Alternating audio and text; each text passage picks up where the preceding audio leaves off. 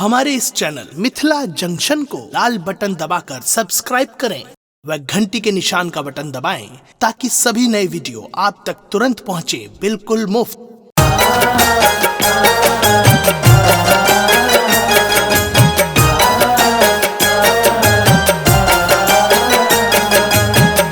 अपने सुन रही थी गंगा कैसेट की प्रस्तुति।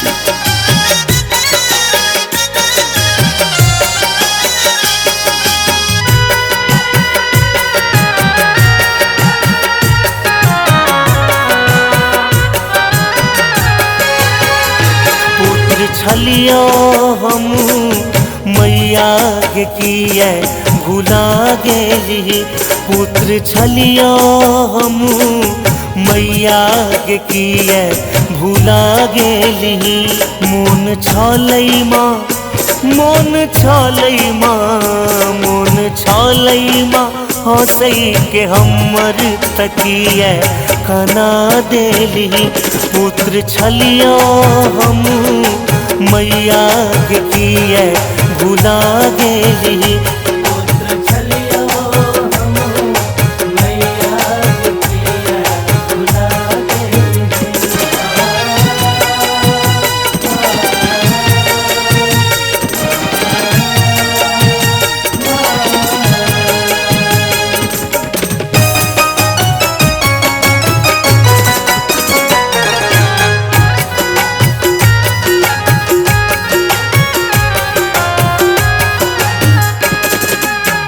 माई के ममता छे गंगा के पानी बहे निर्मल धारा। माई से बड़ी कौने दुनिया में ज्ञानी कहे जग सारा।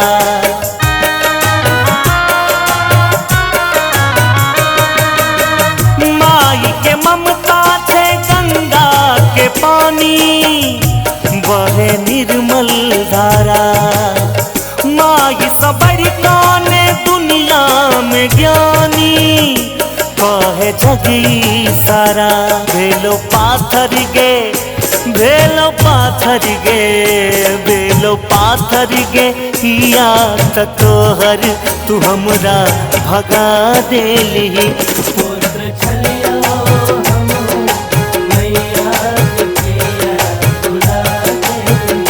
पुत्र छलियो हम मैया के किए भुला गेली।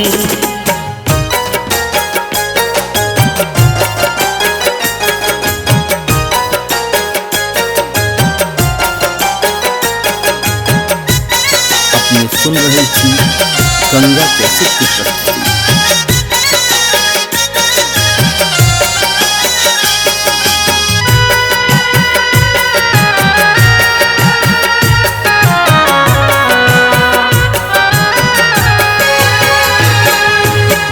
बुझका हमरा तू निर्धन गरीब तोरले सबटा नाता।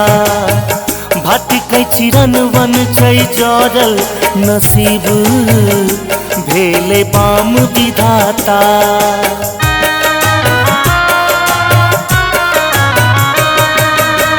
बुझको हमरा तू निर्धन गरीब तोरले सबटा नाता।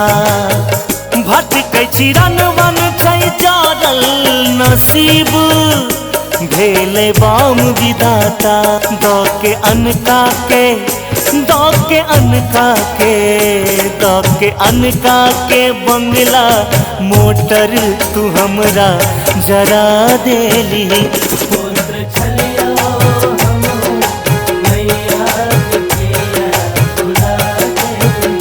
पुत्र छलियो हम मैया के किए भुला गेली।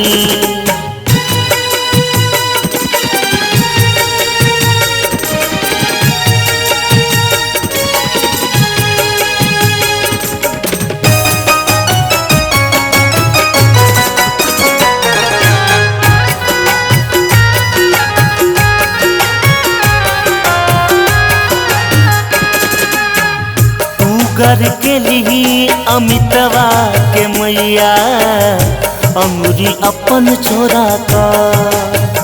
ए लौया तैयो दुर्गानंद दुवरिया चुनरी लाल मंगा का।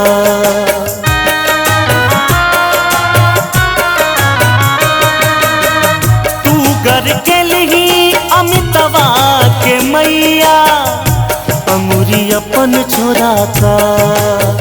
ए लौया दुर्गानंद तोरे दुवरिया चुनरी लाल मंगा का। दोष ककरा दी दोष ककरा दी दोष ककरा दी मैया अपने तू हमरा भगा देली।